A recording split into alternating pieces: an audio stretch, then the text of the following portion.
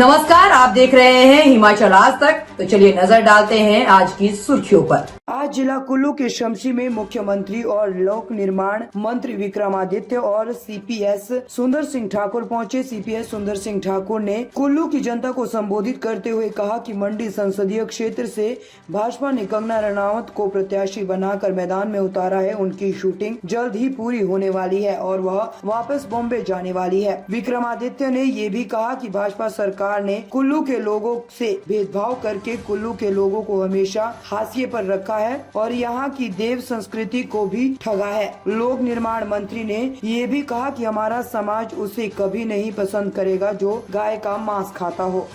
बहुत बड़ा यहाँ पे आबादी बन गई है और आज एक जैसे होटल आप देखेंगे, लेकिन एक वैश्विक क्षेत्र अगर है तो भूंतर शमशी और भूंतर शमशी सिर्फ ये हमारे लोगों का नहीं है।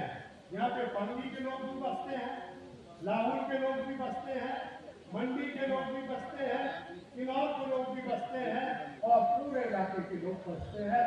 मैं बधाई देता हूँ यहाँ की सभ्यता को। 40 दिन की राजनीति करने जैसे आप आई हैं और रोज फोटोशूट हो रहे हैं, ये आपको मुबारक हो। लेकिन यहाँ की जनता बिल्कुल नहीं है। हिमाचल में साक्षरता दर ऊपर है। कुल्लू क्षेत्र के लोग मंडी जो हल्के के लोग बड़े पढ़े लिखे लोग हैं। वो जानते हैं मोदी जी के सिद्दूकों को, वो जानते हैं मोदी जी के चेलों को। ये तो चेली है और जिस प्रकार से वो रट लगा के जो कर रही है ढींगा चिखा, मैं फिर से उनको जो है चैलेंज देता हूँ कि हकीकत में कुल्लू के विकास के लिए, मनाली के विकास के लिए कोई तो बात कीजिए, उस पर हमारे साथ चर्चा कीजिए। ये जो आप कह रहे हैं कि 2014 के बाद आपने जो भारत को आजाद मान लिया, मैं पूछना चाहता हूँ मुख्यमंत्री महोदय, कंगना जी के परदादा सरजू सिंह जी 1952 में कांग्रेस के नाम जॉइंट टिकट से विधायक बने। 1900 तो क्या उनके दादा भी भिखारी थे? क्या उनके दादा जो कांग्रेस से लड़े पूर्व में, क्या आज उनको भी वो बुला चुकी है? ये तो मानते हैं कि वो कहती है कि मेरे पिताजी के साथ कोई वो नहीं था, वो जाने। लेकिन जिस प्रकार की बातें वो कर रही है वो हमारे हिमाचलियों को ना हजम होगी ना भविष्य में होगी।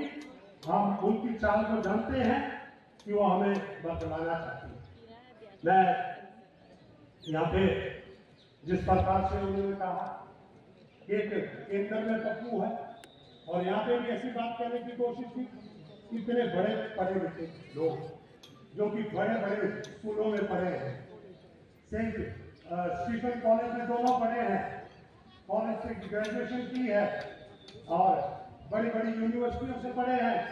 तो ऐसे लोगों को अगर वो कहती हैं इस नाम से, तो मैं कहना चाहता हूँ कि वो एक बहुत बड़ा यहाँ पे अपने आप को एक स्तर से नीचे उतर कर वो राजनीति कर रही है। उसे यहाँ की जनता बिल्कुल सहन नहीं करेगी। मैं एक बात, क्योंकि हमारे क्षेत्र में राफ्टिंग है, पैराग्लाइडिंग है, इसका विस्तार है। राफ्टिंग आज से जो है कई सालों पहले कोई 100 करोड़ से ऊपर का कारोबार बना है। पैराग्लाइडिंग, ठाकुर साहब मुख्यमंत्री महोदय, हम आपका धन्यवादी है कि आपके आशीर्वाद से आज कुल्लू में विभिन्न साइटों पर राफ्टिंग हो रही है, पैराग्लाइडिंग हो रही है और ढालपुर में भी पैराग्लाइडिंग हो रही है। इसके लिए हम आपका धन्यवाद करते हैं। एक सोच है, आज 27 हमने इको ट्रेल स्थापित कर दिया है।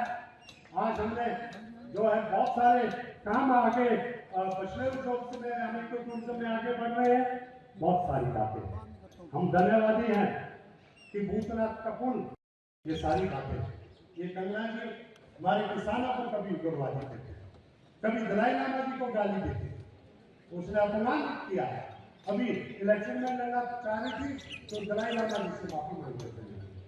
आज हम लोगों से भी माफी मांग लेंगे थोड़े दिनों के लिए, लेकिन हमने इसके बेकाबू में नहीं आना। मैं मुख्यमंत्री जी अपने क्षेत्र की एक ही सबसे बड़ी मांग कि कुल्लू में आपके आने से काफी सारी स्वास्थ्य सुविधाएं ठीक हुई है, लेकिन अभी तिलुगुबेर का हॉस्पिटल ठीक हुआ। हम चाहते हैं उसी प्रकार से कुल्लू के हॉस्पिटल में भी बहुत सुधार हुआ। आज आप जानते हैं सुधार हुआ कि नहीं हुआ, आप बताइए। हुआ है तो आप खड़ा कीजिए। कुल्लू के हॉस्पिटल में अगर सुधार हुआ तो आप खड़ा कीजिए। सुधार हुआ है, और लेकिन इतने सुधार से बात नहीं है। हम चाहते हैं कुल्लू में मुख्यमंत्री जी निकट भविष्य में एक बहुत बड़ा संस्थान हर जिले में 50,000 करोड़ पर से स्टेट मिशन की सरकारी कर्मचारियों की लायबिलिटी चढ़ी हो। उस प्रदेश की हालत देखिए कि इस सभागार में बैठे हुए जितने भी हमारी माताएं हैं, बहनें हैं, युवा साथी है, साथ में हमारे पत्रकार बंधु है, प्रत्येक व्यक्ति पर आज हमारी जनसंख्या 75 लाख है, 1,03,000 का कर्जा चढ़ा हुआ है। उसी समय हमने ठानी इस प्रदेश की अर्थव्यवस्था को हम दुरुस्त करेंगे, और धीरे धीरे हमने फैसले लेने शुरू किए। धीरे धीरे फैसले लेने के बाद मैंने एक ऐतिहासिक फैसला किया। हिमाचल प्रदेश के सरकारी कर्मचारी और अधिकारी जिन्होंने विकास की गाथा लिखी है, उन्हें ओल्ड पेंशन स्कीम से नवाजा। और किस तरह नवाजा? उनका 9,000 करोड़ रुपया सरकारी कर्मचारी अधिकारियों का अंशदान और सरकार का 4,500 करोड़ का अंशदान केंद्र सरकार के पास आज भी पड़ा है। वो 9,000 करोड़ रुपया हमारा है, लेकिन केंद्र सरकार उस पर पौंप साकर बैठी है। और भारतीय जनता पार्टी के जो नेता है वो उस पैसे को रिलीज नहीं होने दे रहे। बार बार हम अनुरोध केंद्र सरकार से करते रहे, लेकिन बार बार भारतीय जनता पार्टी के नेता वहां जाकर कहते रहे कि अभी पैसा मत देना। इन्होंने सरकारी कर्मचारी और अधिकारियों को ओल्ड पेंशन स्कीम दे दी है। 1,36,000 रुपए परिवारों की सामाजिक सुरक्षा का दायरा इन्होंने बढ़ाया है, और उनकी बुढ़ापे की जो सहारा है उसको सुरक्षित किया है। जब उसका पता लगा, मुझे आज खुशी है कि 9,000 ऐसे कर्मचारी जो सिर्फ घर में 2700 रुपया पे पेंशन लेते थे, हमारे इस फैसले से अभी तक 9,000 लोगों को 27,000 और 30,000 रुपया पेंशन दे रही। मैं खुद कर्मचारी का बेटा रहा हूं, आम स्कूल से पढ़ा हूं। गवर्नमेंट स्कूल में उसमें टाट हुआ करती थी, 8वीं और 8वीं तक तो टाट ही मिला करती थी। 8वीं के बाद बेंच मिला करते थे। 8 क्योंकि सीनियर क्लासेस होती थी, तो मैं दर्द जानता हूं। धीरे धीरे हम आगे बढ़े। इतिहास की सबसे बड़ी त्रासदी और आपदा का कुल्लू जिला ने सामना किया। मुझे तारीख याद है, 7 जुलाई 2023 को पूरे प्रदेश में इतनी अत्यधिक बारिश हुई, और सबसे ज्यादा नुकसान किसी जिले में हुआ तो वो कुल्लू जिला था। पर्यटन का सीजन चला हुआ था। पर्यटन के कारण कितने होटल कारोबारी का या रोजी रोटी चलती है। मैं यहां आया और मैं यहां 3 दिन रहा। पत्रकार बंधु भी सब जानते हैं, मैंने सभी विभागों के अधिकारियों को यहां बुलाया। पूरा मंत्रिमंडल हमारा यहां रहा। सुंदर ठाकुर जी के साथ रात के 2-2 बजे तक चर्चा होकर करते रहे। आपदा का जो कंट्रोल सेंटर था वहां डीसी ऑफिस में मुख्यमंत्री जाकर डीसी ऑफिस में जाकर पूरा जायजा ले रहा। जब 75,000 पर्यटक फंसे हो, 15,000 गाड़ियां फंसी हो, 48 घंटे से कुल्लू में लाइट नहीं थी, पीने के पानी की योजनाएं प्रभावित हो रही थी, सड़कें टूट चुकी थी, हमने 48 घंटे के अंदर सड़कों की भी मरम्मत की, पानी की योजनाओं की भी मरम्मत की, और बिजली के जो खंभे गिर गए थे उनको भी ठीक किया। अधिकारी तक यहां बैठे, मंत्रिमंडल के सदस्य तक यहां बैठे। रात को गाड़ियां निकालते हुए मैं सुंदर जी सड़क पर रहेगी 75,000 पर्यटकों को हम सुरक्षित घर पहुंचा सके। पूरे हिंदुस्तान से फोन आ रहे थे कि हमारे परिवार की सुरक्षा कीजिए, और हमने उन 75,000 लोगों को तो बाहर निकाला, 15,000 गाड़ियों को भी निकाला, और हिमाचल की जो संस्कृति थी, अतिथि देवो भव संस्कृति, उसका परिचय भी दिया। कहीं अराजकता का माहौल नहीं था, कहीं पानी की बोतल जो 20 रुपए की थी वो 100 रुपए में बिक रही थी, कहीं नहीं ऐसा माहौल था। लोग अपनी तरफ से सब कुछ दान कर रहे थे। तो ये हमारी संस्कृति है। 3 महीने ये आपदा का दौर चला, कई घर तबाह हो गए, कई पशुशालाएं भागकर रह गई, कई परिवार ऐसे थे जो रात को अपने घर में सोए हुए थे। पता लगा रात को कि भारी बारिश के कारण लैंडस्लाइड हुआ है, और फटाफट वो अपनी जान बचाकर बाहर निकले, और उनका घर पर पूरा पानी में बह गया। जिसका परिवार पूरा एक अच्छे मकान में रहता था, कुछ ही घंटों में उनका घर पानी भाकर ले जाए, उनके अंदर की पीड़ा कौन जानता है। बच्चों की स्कूल की किताबें तक नहीं बची, पीने के पानी का गिलास तक नहीं बचा। मैं जाता था सब जगह, वो परिवार मुझसे मिलकर लिफ्ट कर रोते थे कि अब हमारा क्या होगा। मन में पीड़ा थी। हमने केंद्र सरकार से मदद की गुहार मांगी, हमने यहाँ भारतीय जनता पार्टी के नेताओं से अनुरोध किया कि तुम चलिए, तुम्हें श्रेय देंगे, आप हमारे लिए स्पेशल रिलीफ पैकेज के लिए खड़े होइए। 22,000 आपदा प्रभावित परिवार सड़कों पर आ चुके हैं। अगर आज हम इनकी मदद नहीं करेंगे, इन परिवारों में बड़ी मुश्किल का समय देख रहे हैं, तो आने वाले भविष्य में ये लोग हिमाचल की संस्कृति को भुला कर रखते हैं कि उनकी मदद के लिए कोई नहीं आया। पर भारतीय जनता उन परिवारों की मदद के लिए नहीं आई, वो वहां भी राजनीति करती रही। हम कोई भी राहत लेने जाते उसका विरोध करती रही। विधानसभा का सत्र हुआ, 3 दिन तक चर्चा हुई, बड़ी बड़ी बातें की गई, और जब प्रस्ताव के समर्थन में खड़े होने की बात कही गई, तो भारतीय जनता पार्टी के लोग आपदा प्रभावित परिवारों के साथ नहीं खड़े हुए, हिमाचल के लोगों के साथ नहीं खड़े हुए।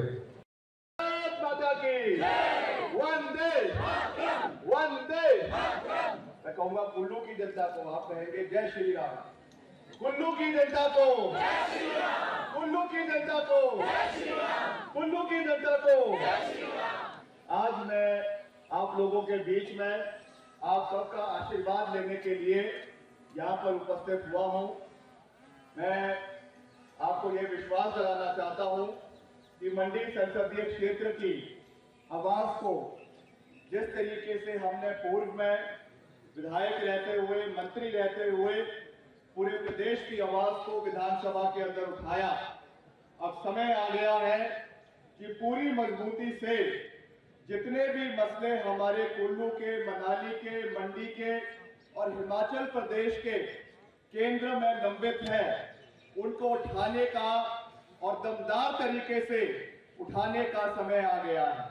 चाहे वो हमारा सबसे पहली प्राथमिकता चुनाव जीतने के बाद आपके जो हमारा बरोट वैली है, ये मेरा वादा है केंद्र सरकार से, जो पहला मसला हम लेकर आएंगे, बरोट से लग वैली के लिए बूबू जोट टनल का निर्माण करवाया जाएगा। ये हमारी नंबर 1 प्राथमिकता इस इलाके के लिए रहेगी। अभी हम आनी से आ रहे हैं, आनी के लोगों को मैं ये वादा देकर आया हूं हमारी ओर से और मुख्यमंत्री जी की ओर से कि जब हम चुनाव जीतेंगे, टूरिज्म के लिए जिस तरीके से यहाँ पे कार्य हो रहे हैं, हमने जलोड़ी जोट टनल का निर्माण प्राथमिकता पे आने वाले समय में करवाना है। बागा सरान इलाके का निर्माण आने वाले समय में प्राथमिकता पे करवाना है। यहाँ के एयरपोर्ट के एक्सपेंशन का कार्य आने वाले समय में करवाना है। इसके लिए हमारी नीयत बिल्कुल साफ है। इसके लिए नींव पूर्व की सरकारों ने रखी है, वर्तमान की सरकार ने रखी है। मेरे पिताजी स्वर्गीय राजा वीरभद्र सिंह जी, जिनका आप लोगों के साथ एक बहुत पुराना और मजबूत रिश्ता रहा है, मैं आपको ये विश्वास दिलाना चाहता हूं कि मेरे राजनीतिक जीवन का एक नया मोड़ मैं लेने जा रहा हूं, क्योंकि अभी मैं वर्तमान में शिमला ग्रामीण से विधायक हूं और साथ ही साथ प्रदेश सरकार में मंत्री हूं। मगर जो एक केंद्रीय सरकार में और केंद्रीय नेतृत्व के लिए यहाँ से मुझे कांग्रेस पार्टी ने अपना नुमाइंदा बनाया है, मैं आपको विश्वास दिलाता हूं कि आपके बेटे के रूप में, आपके भाई के रूप में एक मजबूत संबंध आप लोगों के साथ बरकरार रहेगा। और हमारे यहाँ से जो माननीय विधायक है, सीपीएस है, आदरणीय ठाकुर सुंदर सिंह ठाकुर जी, इनके सहयोग के साथ, इनके समर्थन के साथ कुल्लू के जितने भी मसले जिनका अभी इन्होंने यहाँ पे जिक्र किया है, इसको ये यहाँ पे पूरा करेंगे और हम आपकी आवाज को दिल्ली के अंदर आने वाले समय में पूरी मजबूती से उठाएंगे। मैं ज्यादा ना कहते हुए एक बात यहाँ पे भारतीय जनता पार्टी से पूछना चाहता हूं।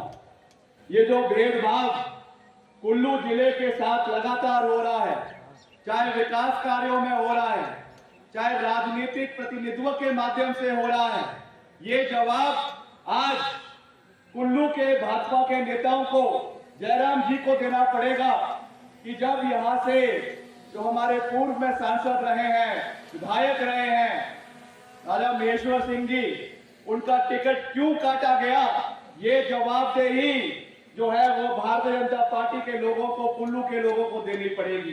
क्योंकि हर बारी जो ये राजनीतिक पतन कुल्लू के नेताओं की करने की कोशिश करी जा रही है, ये बहुत दुर्भाग्यपूर्ण है। और इसका अगर मैं फिल्मी रूप में जवाब दूं तो करारा जवाब मिलेगा, करारा जवाब मिलेगा। चुनावों में इसका मजबूत जवाब मिलेगा। और जिस तरीके से देव नीति का, जिस तरीके से देव समाज का ये जो है भारतीय जनता पार्टी के नेता और नेत्री रोज अपमान कर रहे हैं। कुल्लू में देव सदन किसने बनाया? कांग्रेस पार्टी की सरकार ने बनाया। मंडी में देव सदन किसने बनाया? कांग्रेस पार्टी की सरकार ने बनाया। आज हम सब देव सनातनी हैं, हम सब देव समाज को मानने वाले हैं। ये बात कहने की नहीं है, मगर क्योंकि इन्होंने विवश कर दिया है कहने पे, इसलिए मैं खुले मन से ये कहता हूं कि भारतीय जनता पार्टी ने एक ऐसे प्रत्याशी को यहां से टिकट दिया है जो रोज हमारे देव समाज का जो है वो तिरस्कार कर रही है। जिस तरीके से एक गौ मांस खाने वाले को टिकट दिया गया है, ये हमारी देव नीति के विरुद्ध है। आप क्या इसका विरोध करते हैं कि नहीं करते हैं?